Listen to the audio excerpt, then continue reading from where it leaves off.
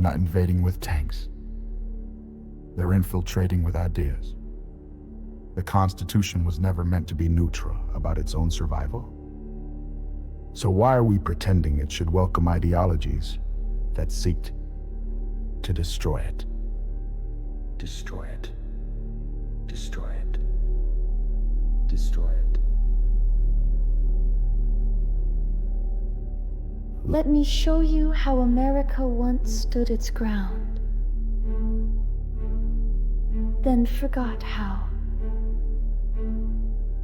and why it's time to remember. The United States was never intended to be a global echo chamber. It was crafted to be exceptional, a constitutional republic, not a fluctuating democracy beholden to mob rule or foreign philosophies. It wasn't built to host every ideology. It was built to protect liberty. But today, that liberty is bleeding. Not from outside invasion, but from an infection within. Ideologies that despise our system are growing roots inside it. They speak of equity, revolution, and liberation, but what they really mean is submission.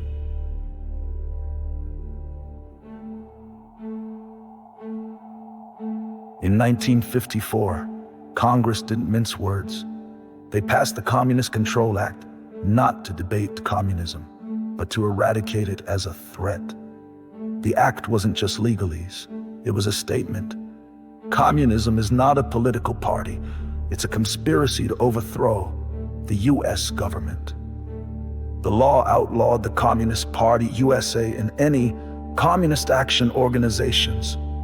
It declared that some ideas do not deserve protection. When those ideas seek to annihilate the very freedoms that allow them to exist. Yes, the act has been mostly dormant.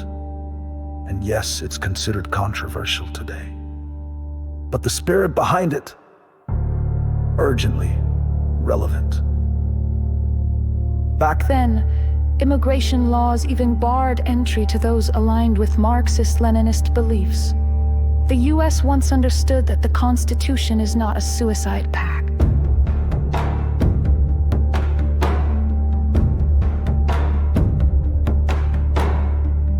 Today, the threat has evolved. It's no longer just communism.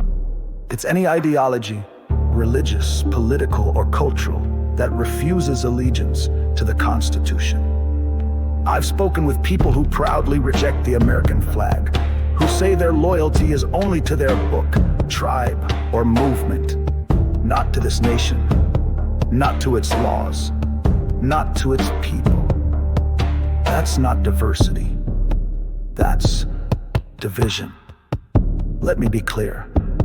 We must never compromise freedom of religion or speech, but those freedoms are not loopholes for sedition. If someone seeks the benefits of America while actively working to undermine it, they do not deserve the title of citizen. What we need now is not a return to 1954, but a modern application of its principle, a future-proof shield, a legal framework that says, if you openly advocate for the overthrow of the Constitution, incite violence, or refuse allegiance to the Republic, you forfeit the protections reserved for citizens of this nation. We don't need to target one group. We need to target hostile ideologies wherever they hide. Radical religious factions that place their doctrine above US law. Marxist enclaves calling for the collapse of the state. Tech-enabled cults with foreign backers and militant agendas. This isn't about hate. It's about preservation. A nation that protects every belief, including those that seek to destroy it, is not tolerant. It's on borrowed time. Some will say, you're being extreme. You're silencing dissent. But hear me. We're not taking freedom away. We're defending it from those who weaponize tolerance against the tolerant. from those who call destruction progress. The founders didn't tolerate ideologies that sought to undo liberty. They confronted them. They contained them. And so must we.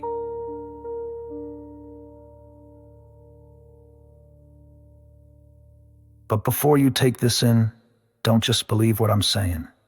Don't believe anyone blindly just because it fits your narrative. Read, dig, question. Real truth doesn't need blind followers. It needs bold seekers.